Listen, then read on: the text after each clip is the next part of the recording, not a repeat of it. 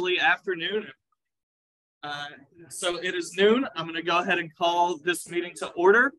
This is the May luncheon for Austin Branch ASCE.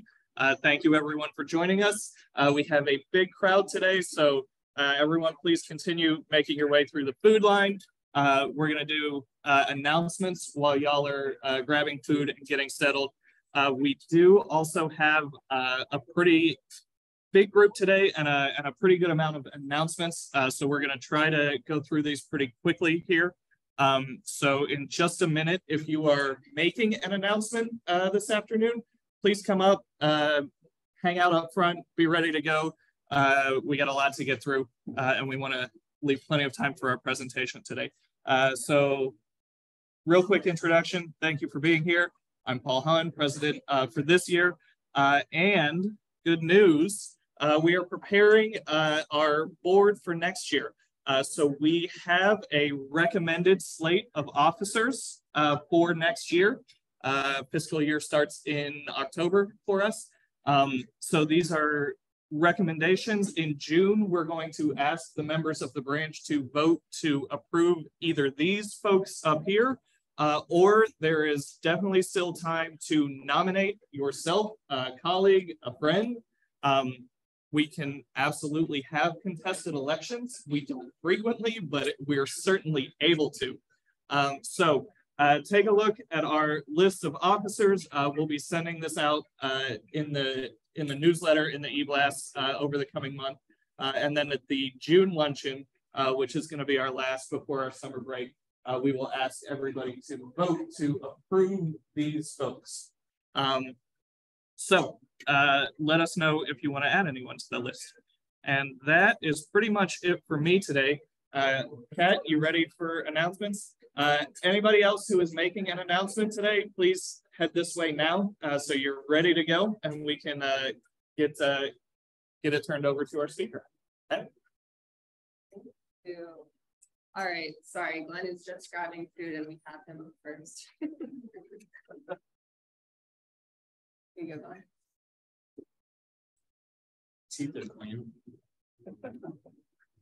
Hi, everybody. Good afternoon. My name is Glenn Goldstein. I am the Texas Section Treasurer as well as the CECon Sponsorship Chair. ASCE Texas Section CECon Conference is coming September. Registration is now open. I'm sure you've seen myriad of announcements, whether that's in person, in your email, in your inbox. We're really excited. We've got a layout and a lineup all set. You can go on to cecon.org, check out all the speakers. We've got your favorites. We've got a legislative panel. We've got TxDOT. We're going to have agency representatives there. So get your marketing, get your marketing ready. Go and talk. You'll be able to network with other consultants, other agency reps. And most importantly, what we want to ask of you is sponsorship. So we need sponsorship. There's no doubt. Your sponsorship dollars enable us to put on an awesome event. We can pay keynote speakers. We can have a lot of extracurricular activities. We've had a casino night last year. We're going to have an outing away from the conference. Last year, we were at a baseball diamond where you can go down and actually play. And in return, we want to give you the biggest bang for your buck, your biggest ROI. We want your logo, your name everywhere. There's speaking opportunities with some of these. There's registration opportunities with some of these. We need you and we want you to need us. So we want you out there. We want your sponsorship and we want to give it to you in return. In the next 4 months, your logo, your name is going to be on everything and anything that goes out, whether that's email and any publications, any announcements to the nearly 10,000 Texas Section members. So thank you. Registration is open. Please join us in San Marcos in September. Thank you.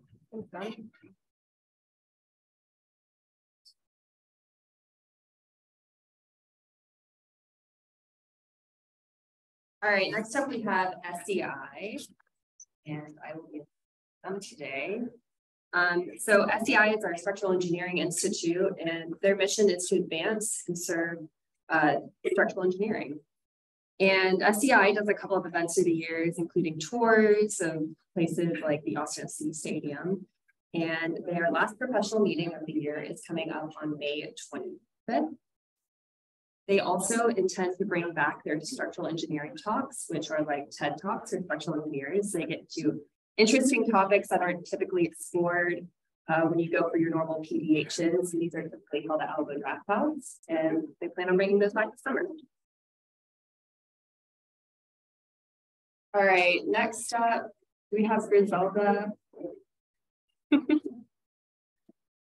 They'll be talking about our continuing education conference that we just wrapped up here.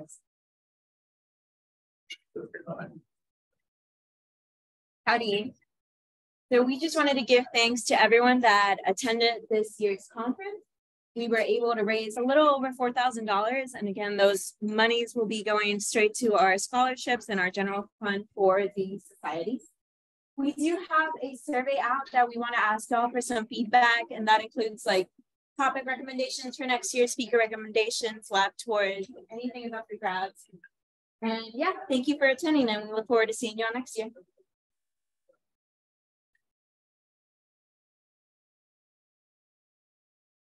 Okay, next up we have EWRI, who's helped bring us this meeting today. Thank you.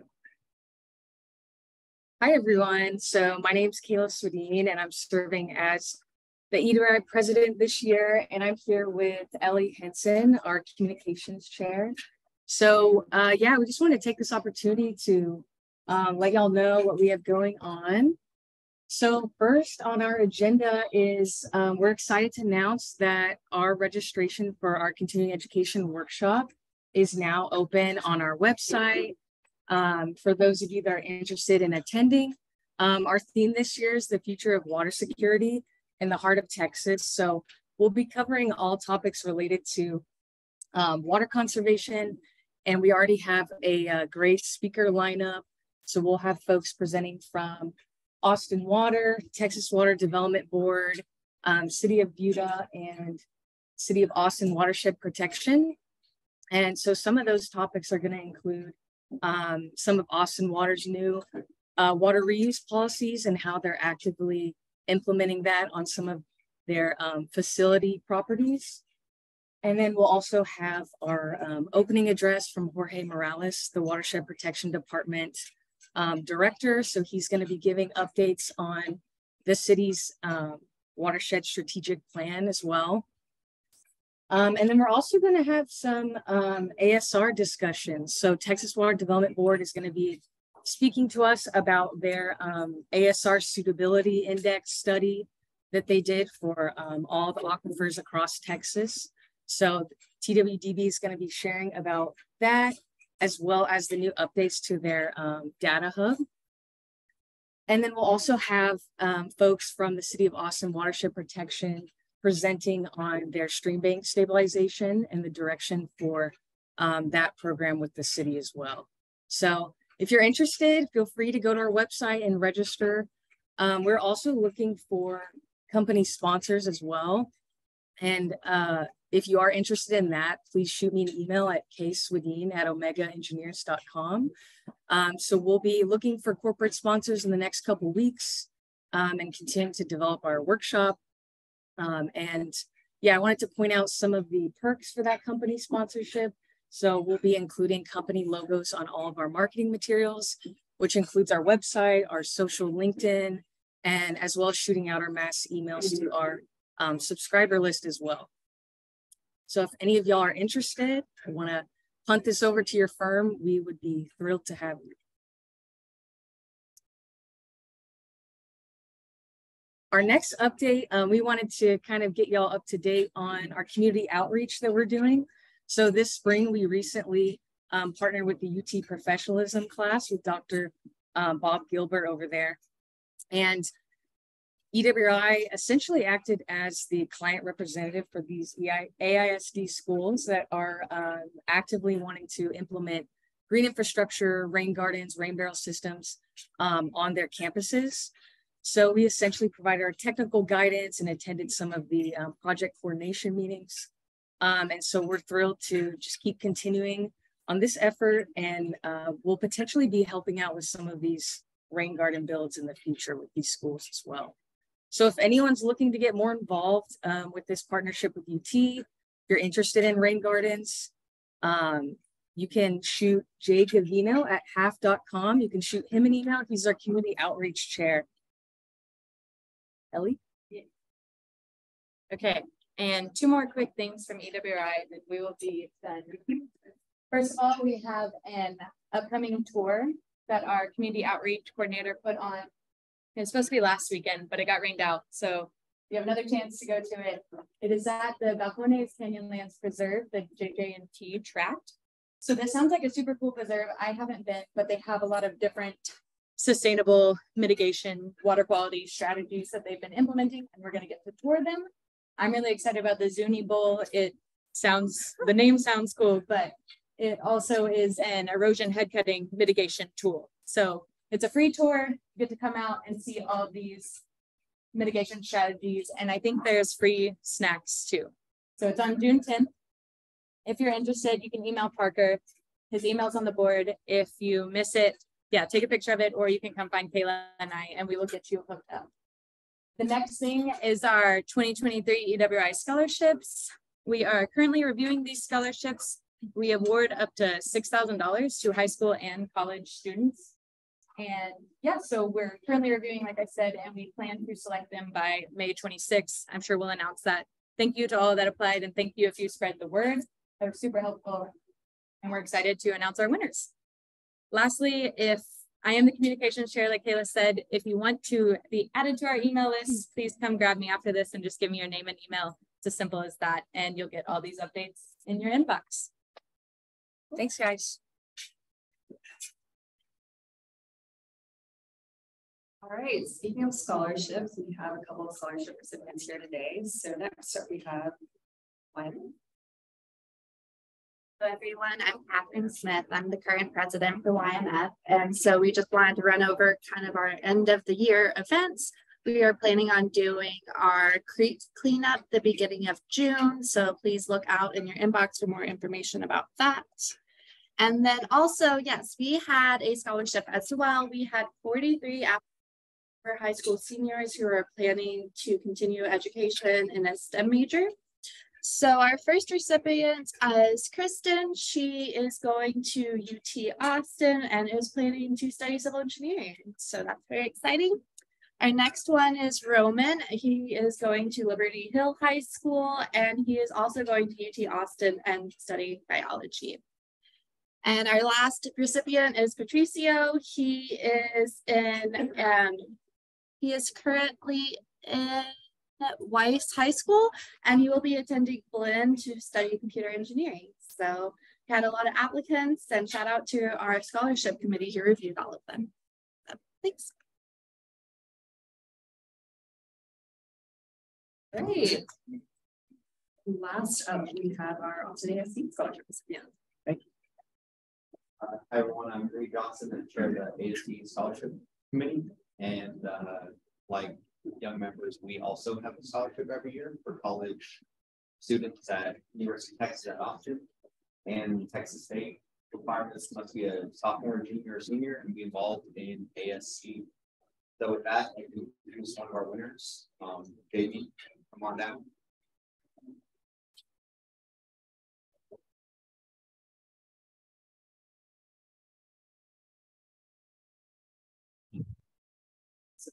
Shaquille Perry. I just finished my second year at UT in civil engineering. I haven't picked a specialty yet, but I think I'm most interested in land dev and transportation. And I run the last two Austin marathons, and I'm hoping to qualify for Boston next year.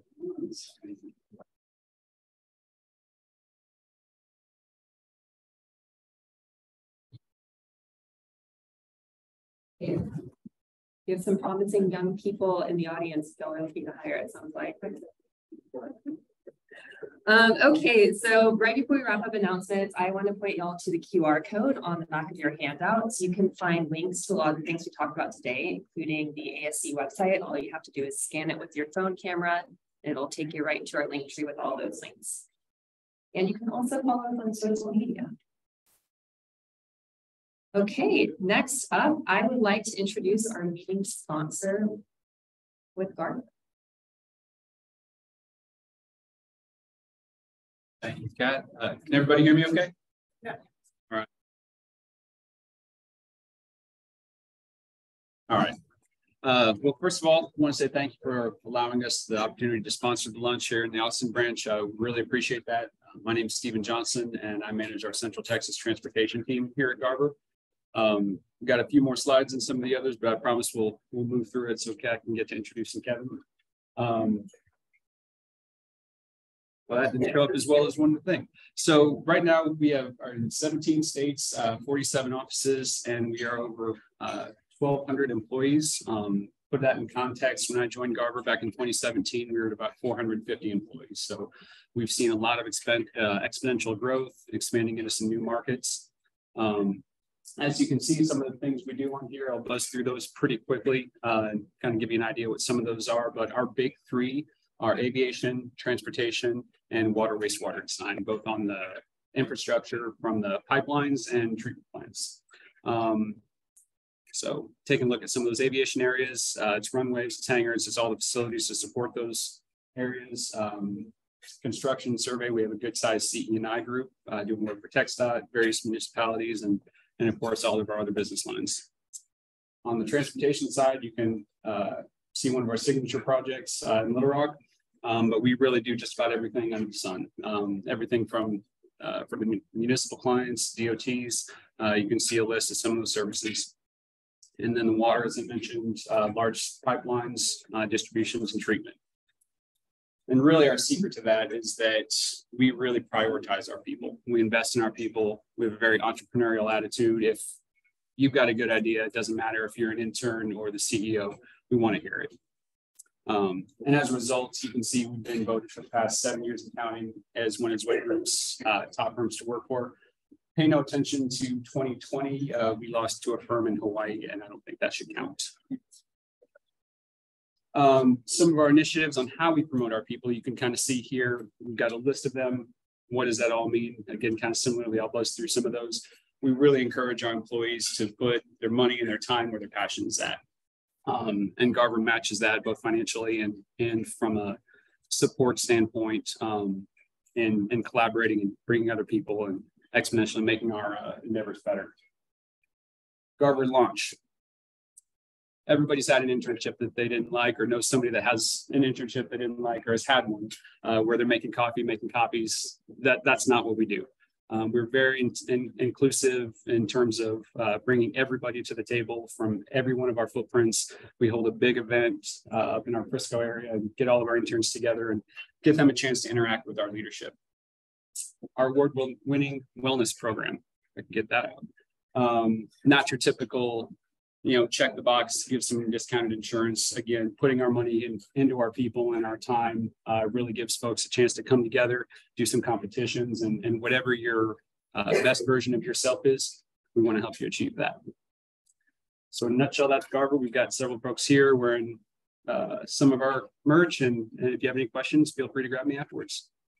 I'll let Kat introduce Kevin. Thank you very much.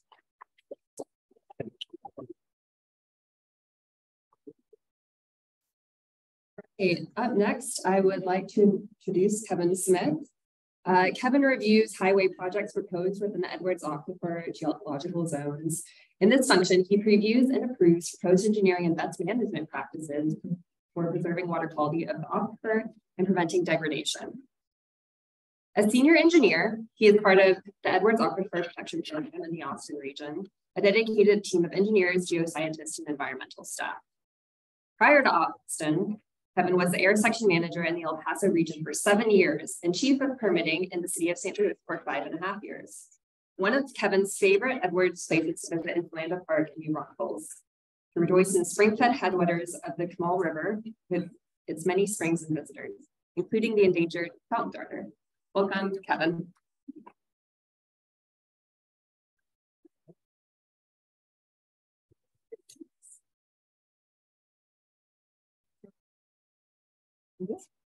Thank you, Kat. Garber sure sounds like a great sponsor, you guys. It's good to have that. And thank you, Jeff and Trish, old friends, for coming up and making me at ease up here. So here we go. You know, I work with the TCEQ, and so we're the environmental agency for the whole state in all the various environmental fields. So this topic will be specifically in the Edwards program of the TCEQ, and even more specifically about roadways, which I specialize in over there.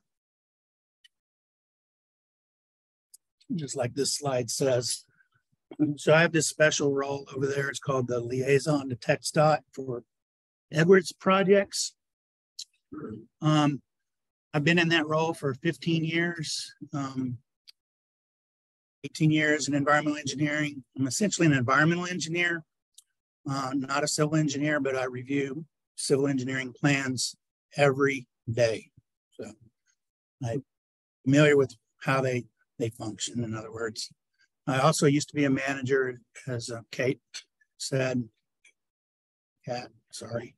And then I am a sister organization, kind of, sort of. It's called the Air and Waste Management Association. Jeff has been with me at those a little bit, and we're not quite as healthy as this is. This is a big turnout for us. If it was us, this would be like a director of the TCEQ up here. So you guys are very healthy, and you should be proud of that. So just a quick reminder about the Edwards Aquifer. You've seen the signs on the highways. It's a major aquifer in the south central part of Texas. Consists primarily of partially dissolved or karstic limestone, and it creates a highly permeable aquifer. Aquifer thicknesses range from 200 to 600 feet, and freshwater saturated thickness averages 560 feet in the southern part of the aquifer. When we say that, we mean the San Antonio area. Remember, we have fountain darters and endangered species in, say, the San Marcos River and other various areas. So that's why the legislature considered it to be an important thing. And briefly, the mechanism, everyone probably knows this, but contributing zone is the highlands coming down, recharge zone. Artesian zone is kind of like a retrograde zone. It's a fault zone, and it's unconfined in the outcrop area.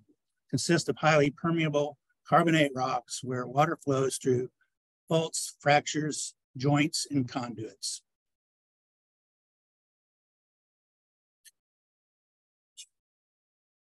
It's defined in two ways. One is geologically, the other is kind of legislatively or legally. A lot of what we do is legal interpretations. So primarily it's Williamson, Travis, Hayes, Comal, Bear, Medina, Uvalde, and Kinney counties. And the western edges are legally constrained. And of course, the zones themselves are geologically bound. The biggest area of concern for this pink area is what we call the recharge zone, all of the green area called the contributing also is regulated. So any kind of highway in those areas, then the plan is going to come to my desk, because many people in this room already know that. But so I'm a one-man show when it comes to roadways, you know, on the zones, essentially. Got to train somebody up here, you know, get a replacement one day. So the first set of slides, the early parts of the slides are going to be harder to get through, but more relevant. And then later on, I got some pictures where it'll be easier to get through, but not quite as relevant. So we're determined by rules. The rules are made by the legislature and then by the commissioners of the agency. So what we do is regulate activities that pose a threat to water quality. Just think about that. Regulate activities that pose a threat to water quality. And then in order to help interpret that, we have a guidance manual, typical of government to have guidance manuals. In this guidance manual, that's where we get the TSS calculator. TSS, total suspended solids, is a surrogate for all pollutants. So for our program, every pollutant is TSS is used as a surrogate to determine whether that's an environmentally protected project. And then Okay, sure. I usually talk too loud, so thank you. Okay. Absolutely. Now, let me know if I overtalk now.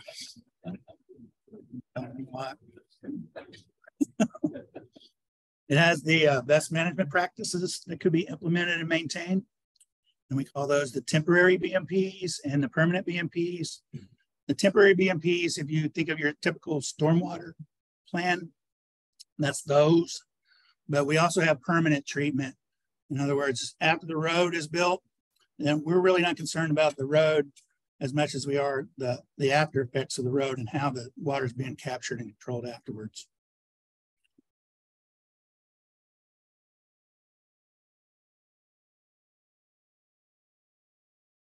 Let me try again. Okay. Didn't do that over here. So the rules and applicability, the owner. So in the case of a highway, if it's TxDOT, or maybe it's Williamson County or Hayes County, something like that, that's the owner. They must file and receive approval prior to commencement of construction. And not everyone knows that that has to occur. So you can't move dirt until it's approved by the executive director. So it includes roads, schools, and just about anything you can think of that does construction. So there is not a de minimis clause on the recharge zone. Pink zone you saw earlier, there is no de minimis. Here's those three zones again. These are the various plans that cover the zones. The roadways are essentially two of these plans, recharge zone, the WPAP, what we call the Water Pollution Abatement Plan, and the Encountered Future Mitigation Plan comes up frequently on roadways. And if you're on the contributing zone, you do a contributing zone plan. Most of the other plans don't apply to roadways very often. These are the main sections of the plan. These are considered to be substantive sections as a legal word and how we interpret it. So we have four major substantive sections that all have to be complied with. And the first one is the legal information must be correct and the project information must be correct. We're very particular and very detailed about, conforming to these guidelines. And so it's a tough program sometimes to get through if you aren't willing to comply to the requirements of it. Another thing some people aren't familiar with is that we do require a geologic assessment on the recharge zone.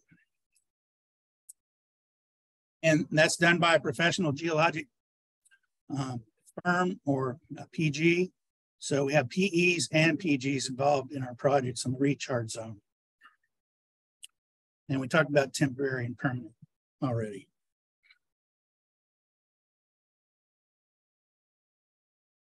Okay. A little more about the geologic assessment. It's completed by a PG. It identifies all geologic and man-made features on site. Roads, a little bit easier for roads in that you have the right-of-way. And so you only have to go the right-of-way plus like 50 feet on either side. So a little bit easier to define what the geologist is supposed to look at for roadways. And many times it's already an existing roadway corridor. So the GA will not have any new features discovered or anything like that. So for roadways, this isn't quite as critical as far as finding a feature that you have to protect, but we have some. If you go through, virgin lands, forested lands that have to be torn out in the clear zone, there might be features in there. So that's where it's more relevant. There's one recently in Williamson County that, went right through a really sensitive area. There may be a picture of it later. And the GA must identify all sensitive features. So if it's a karst feature, that's a small solution cavity that may not qualify as sensitive. So really only the sensitive ones, and that's a table and a math equation that isn't, an engineering math equation, it's a science math equation to decide whether it's sensitive or not. And then essentially for roads too, you have a sensitive feature, you want to buffer it or protect it to some degree, if not a pretty serious degree. And this picture, if you haven't seen one of these are what we call cave gates. And so there's a cave down here, and that's sort of the protection. There's an entrance for the creatures. This is a locked cage. You can go down in there. And there used to be only 3 people in the US that would actually weld those and put them in. But I think this guy's already retired, Mike Wharton. He's like 75 years old. He was still out there building them in the hot sun. So there's a field if you want to get involved in that. Snakes in there, vultures. Okay, so we use a roadway application, which is different from all of our other applications. There's a new development since about 2021. And it replaces the CZP and WPAP application for this. It doesn't change that it's a WPAP or a CZP. It's just where you put the information. So all roadways, anything TxDOT, anything county road, and like, for example, I have one now on Slaughter Lane in South Austin. That one needs to be on the roadway application. So that sentence there, state highways, county roads, city thoroughfares. And these would be the big ones like Parmer, maybe the ones that used to be a highway designation and are no longer. Those are what we're talking about. Let's see. And we think about what watersheds they're involved in. Putting like Slaughter Creek, Williamson Creek, such as the Y in Oak Hill. It goes Williamson Creek, and then part of it goes to Slaughter Creek. And even on the back side of it over there towards Dripping Springs, I think it even goes to Onion Creek back there.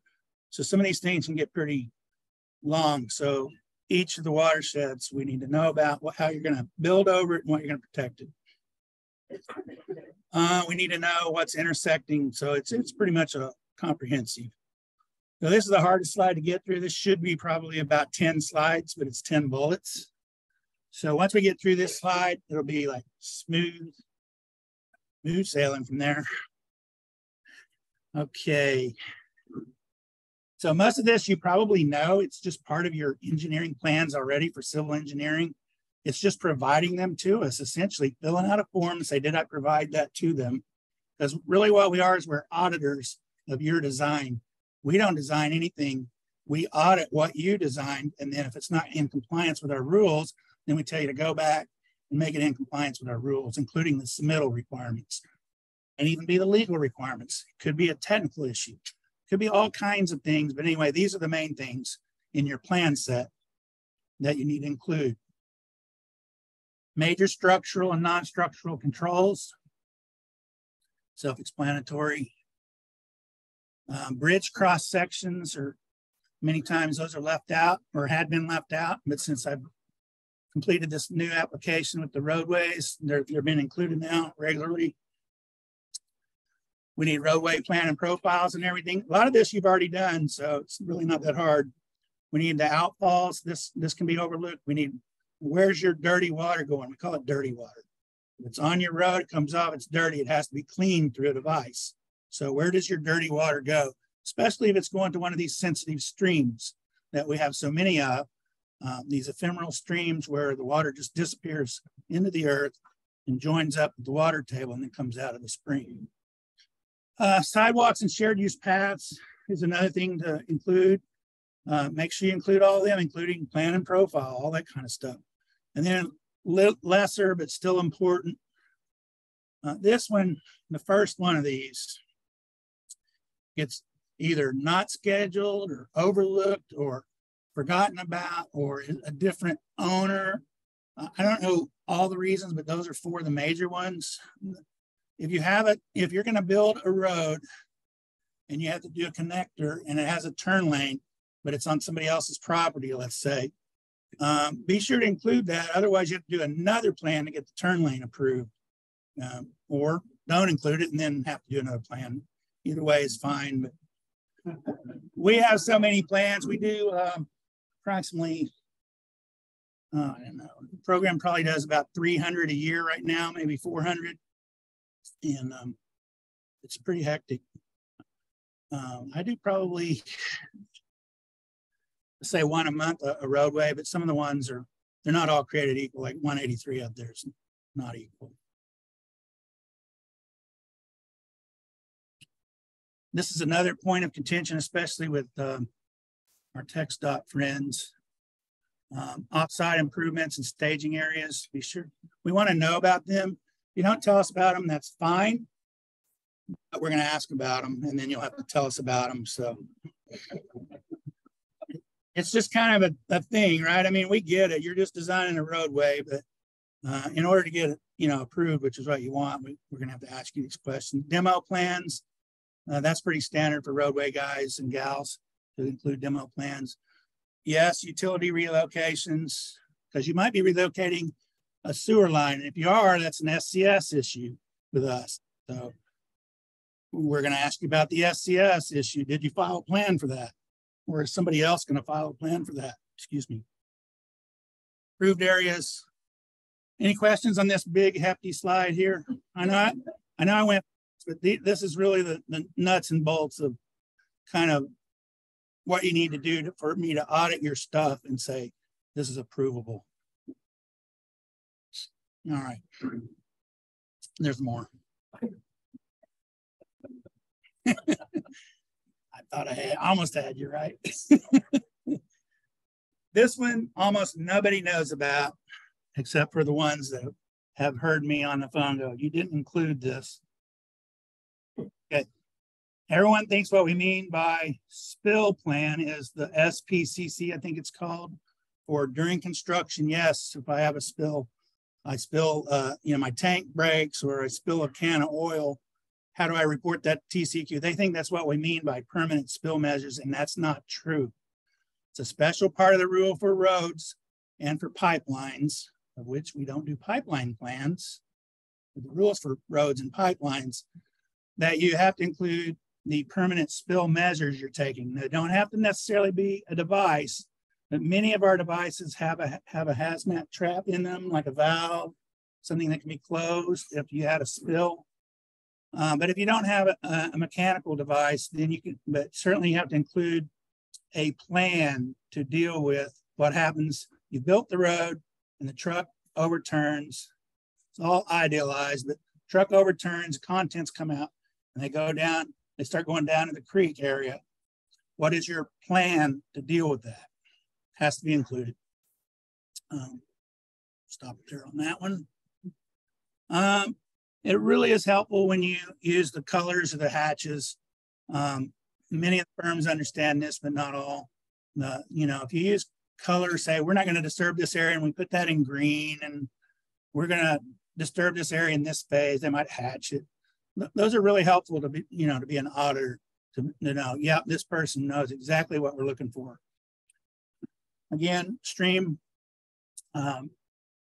protection measures, those are beyond the site. So you've got this road, get this right away, you're running it out. Let's say it goes through some pipes down here over culvert, and now you're blocks away, I know the terms, linear feet away, and you're near the creek and you still have a lot of flow. And you send the hydraulic and hydrologic information. So I know there's a lot of flow there. I can just look at the slope too, or it's coming off a bridge. How are you preventing that creek from from erosion essentially, but also from pollution? But erosion can cause pollution in itself. So we're actually looking at that. Be sure to consider that. Again, this TxDOT thing about, they call them PSLs and we call them staging areas. It's exactly the same thing, but we need to know about those. SWP3, that's a stormwater.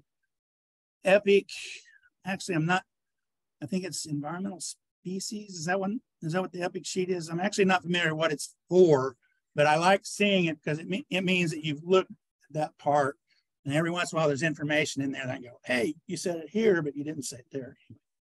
Auditing. Water quality plan set. This is a new thing that a lot of the engineers are doing, is they're creating a set of plans that are specific just to water quality. It might be a dozen sheets long. That's been great. Thank you for those that invented that. Wasn't me, it was somebody out here. People don't realize that if the GA says there's 3 sensitive features and they're in the plan view that I'm looking at, you have to identify them on that plan set. And if you haven't, it'll delay the approval until you put them on the plan set. So anyway, turn lane, side streets. All right. Oh, there's still more. What time is it now? Oh. Okay, this is about TxDOT specifically. So the position that I'm in was created, and Trish knows the story, but it's too long for in here, but essentially there is a contract between the two agencies. So I work as part of a contract when it's a TxDOT job. And so that's why a lot of times you'll say, well, why don't they pay a fee, or do they pay a fee? They do pay a fee, but they do it through a contract anyway. And then if it is a TxDOT project, a lot of times the consultants will say, oh yeah, this is the city of Round Rock. And I'll ask TxDOT and they'll say, oh, no, that's us. So keep in mind that TxDOT for their projects determines everything. They're in charge, okay? They're the customer, what we call a customer. They're the plan holder, they're the owner. So they get to determine it. That's in the contract. And then the site full right of way is used to determine areas. A lot of times the consultant, the engineer will only include the LOC, but that's not true. When your site is the entire right of way when you're determining that. Just a technicality, but these kinds of things can delay the approval while we get them corrected. PSLs, we talked about that. And then phasing and sequencing, of course, include that. So when you're auditing, if your SWIP doesn't match what you said in the project description, then doesn't match your plan set, that'll have to be resolved. Those essentially all have to match. And then there's this thing called the maintenance plan. We call it the IMRR, which stands for inspection, maintenance, repair, and retrofit. So these devices you put out there, which you'll see a couple of them, those have to be signed by the owner, and they have to be comprehensive to that device. So these permanent devices have to have maintenance plans. And if it's not there, it won't get approved. Sometimes people will say, well, that's just a geologic thing, it has nothing to do with the road. It's always a kind of a vacant argument or so. I mean, that's what our program does. We protect the aquifer, and primarily they envision the aquifer to be these openings in the ground, also known as caves. Sometimes the bridge runoff is not designed for treatment. Sometimes it's not. The only thing we have to treat in our program is the increase to impervious cover, the pollution coming off of that. So if you have an existing road, it's a lot easier because it may already occupy so many acres of impervious cover, but then you're just increasing. So you only have to treat the increase. That's not well known sometimes. Oh, and this is a pet peeve of mine. Don't include electrical, I could care less, traffic control, standard utility details, ramps and striping and signage. And that just slows it down. Now we're doing electronics, so it really does slow it down. Computer gets bogged down. Okay, pictures. These will go faster. Is there any questions on all that material? That was really the heavy part. Okay. Yes.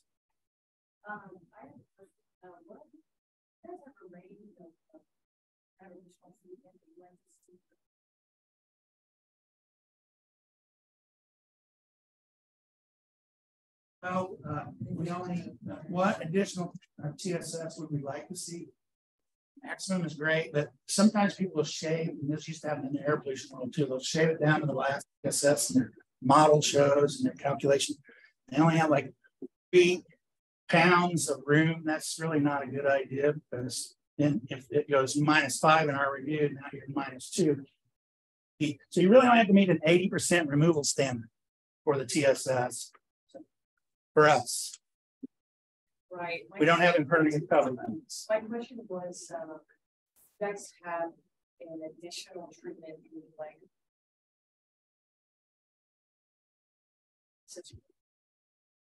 like additional pounds, like maybe you gotta. That would be nice, but it's not a requirement. We work under the rules that are given to us, the boundaries that are set by essentially our commissioners. So it's just not something that we have to require. We cannot require that action for us. Okay. With all the information that you want to see, at what stage of design typically would you like folks to try to make that appointment and come visit? That's a good question. Okay, if it's a particular, let's just take this 183 out here as an example. I would like to have a pre-meeting about 183 at about the 60%. In other words, a Teams meeting. These major projects like the Y and Oak Hill or Loop 1604, about 60% contact me and we'll have a little meeting kind of finish it out. But really, you shouldn't be trying to submit it to our program until it's about 90. Roadways are a little bit different. It can be a little bit less, but you kind of have to get myself and then my manager to say, okay, we'll take it sort of less. Because we don't take concepts, you guys. We have to have, essentially the rule says we have to have final plans, which means 100%, but that's impractical in work. So about 90. It's a tough, we're usually last in line. It's another concept. I mean, but wait, I need to get my city of Austin too. Essentially, the rules are set up where we're last in line. It's not always going to happen that way, but does that make sense? Okay, good. Thank you. Everybody's probably familiar with, you know, rock berms, silt fence, buffers.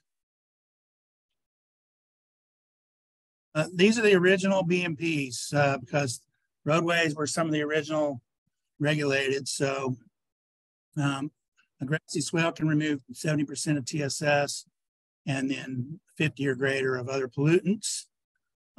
This one on the right, or the grassy swale one, you can see that that one hasn't been put in yet. And actually the road hadn't been expanded yet when I took that picture, but I think they did choose grassy swale for that particular area, and you can see why.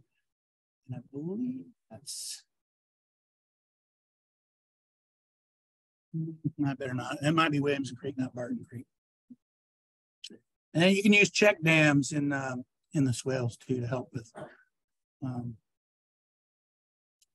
flow. There's a brand new sand filter that's been put in. Those are great devices, right? And the wet basin too is a pretty good device. Not as applicable to roadways very often, although versions of the sand filter, if you don't know the sand filter design, you should know it, because a lot of these smaller footprint designs are essentially based off of the sand filter design. There's a paper that the EPA has, it's called the Austin Sand Filter System. And so the city of Austin itself was the one that invented this for the EPA. And then when the rules were created, this is kind of the big bad boy, original OG one. We also have innovative technologies. We're getting a lot more, especially for roadways, of these, you know, underground, out of sight type of BMPs that are tied into the storm systems. So we have a jellyfish. There's a specific company now that owns that. Most of these are trademark, I guess. Vortec, don't see that very often. This is the only picture I've ever seen of a Vortec in the field. That doesn't mean it's not valid. It's still valid. If you want to put in a Vortec, let me know. But you have to go in, and then those things need to be maintained a lot more. Stormtrooper too. That's an installation in Round Rock of a Stormtrooper. There's many, many other ones. We have a whole manual, and we have a whole program devoted to innovative BMPs. We're at the forefront of these kinds of innovative devices for projects. Very few other areas. There's Washington State, Maryland. There's very few other areas that are on the cutting edge like this program is. There's that protection of sensitive features. I love this one. This colleague coming out. Beautiful tree. Some of our older. That was a cool feature. That was so much fun. Did you go on that, Trish? You might have. I think that may have been. But most of the features are like this. They're not already there. They're encountered, what we call encountered, either by trenching or by grading. And so this is not well known. And this was that other plan we're talking about, encounter feature mitigation plan. If you see a feature, either by trenching, that feature, by the way, and that one.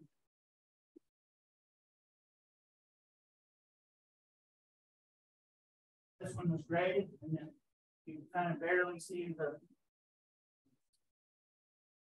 pipes and other cave popcorns in it. So you have to then stop construction immediately when this happens. And you have to tell us, then you have to work with us on how we're going to deal with this.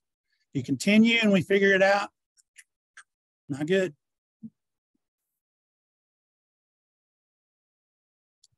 We also have, this is not really related to roadways, but it's great fun.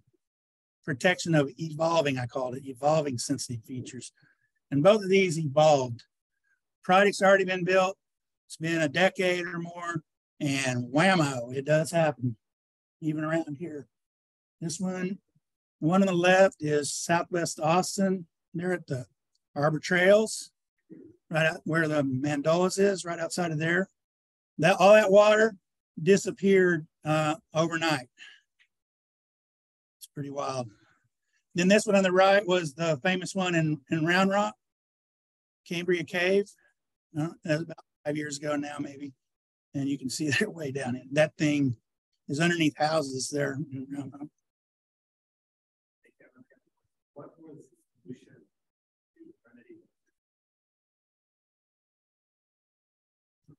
And the left one, they had to redesign around it. And typically they'll figure out a way to seal it. It's called a seal. The one on the right, I believe they were going to bring trucks out, but that would have been 100 trucks. So they didn't do that, I know. From what I remember, there were 2 parties involved, not just one. And so one party kind of said, we'll do what we do over here. And the other one, honestly, let me get back with you. I'll find out. Yeah, I don't remember what, I wasn't involved in the one on the right. That was our geologic team. Some people don't know about our process for some reason. And we have renewed it and changed it over the, because we get people, right? And they get so good at this, they go, hey, we get attracted, just like any other profession. They get moved along and they go make more money somewhere else. And then somebody new comes along and says, I don't like the way that's being done. But anyway, this is the current one. But this just generalizes it. It's a 2-step process, essentially. There's like a 30-day window where it goes through administrative review. And so you have to, in other words, are all the boxes checked? Did you include all the attachments? Did you include all the forms? Did you do them kind of correctly? Is it ready for technical review? And then once it's passed along, then you can't move forward until it passes administrative review. You have to cross that boundary. And that'll start a clock. And it's essentially a 90-day clock. It's not precise, but it's a 90-day clock. And then in that technical review, there's a few things that occur. The clock starts, the public is allowed to comment for 30 days. So no plan, no matter how important it is, can ever get approved until 30 days elapses because we're in the comment period. And then from 30 to 90, essentially, there can be up to 2 rounds of technical notice of deficiencies. In other words, 2 attempts to try to satisfy the auditor or reviewer. And then essentially it's a maximum of 90 days total after the clock starts on technical review. So let's say we're at day 89. We have to make a final letter decision at that point, and it's required by rule. So these are pretty firm. We can either approve your plan, ask you to withdraw it and start all over, or we can deny the plan, which 2 and 3 are essentially the same thing, but one sounds better. But either way, you start over. But if you get a denial letter, That's not good. So, but we approved more than 98% of all plans and roadways. I'm not sure I've ever denied a roadway, but I have had them withdrawn. Okay, we'll zip through these last ones. I know time's getting short. So compliance issues, tell your client, and these are, a lot of these are non-TxDOT. TxDOT knows what they need to do and not do, but we have other roadway builders out there. So don't construct without approval. You got to wait for the approval. And this is a great example of it. And especially don't do it upper. That's just idiotic in my opinion.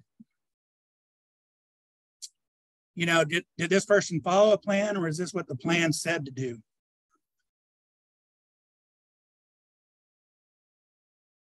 We've got a silt fence that's not working, and we've got a concrete washout that is not being maintained. That's what we're looking at. These are so easy. We're asked to go look at, and actually, I believe 2 of the 3 of these are roadways. Maybe just be 1. I know 1 for sure is. But we walk up and we see stagnant water. It's so easy, guys. I mean, and we've got a sand filter where both the sedimentation and the filtration system are backed up. So no maintenance.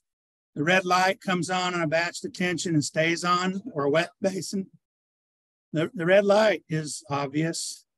And then of course, again, we have this on the Aqualogic there. Aqualogic system. It's got pretty grody water by the filters there. Here's that stop. You encounter this, stop and contact the agency. We have 1 manager now, not 2.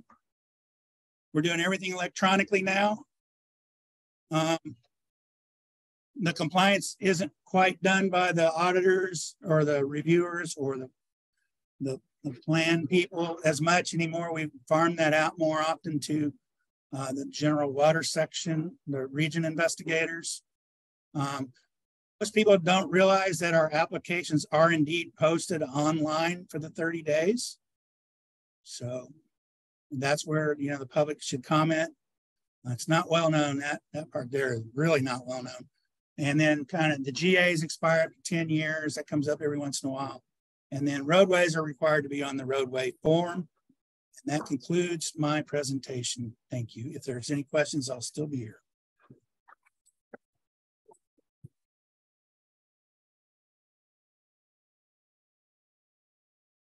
And you'll have to tell me if you can accept gifts, but we'd like to have you with this gift for me. I think I can for the. I'll have to Okay, thanks. Oh, I have a question actually. Are you saying more optional enhanced measures, or is it more like sand filters and okay.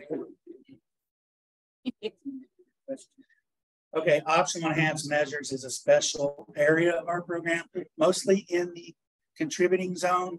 Yeah. And so roadways have only one passing for the most part.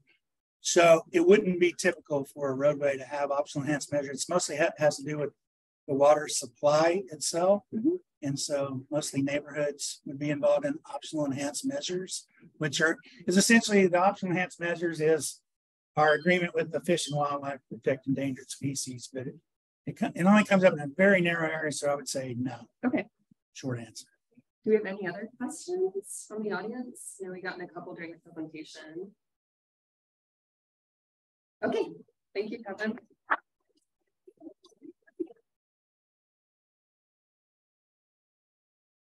All right, and Andrea, can you give us today's attendance?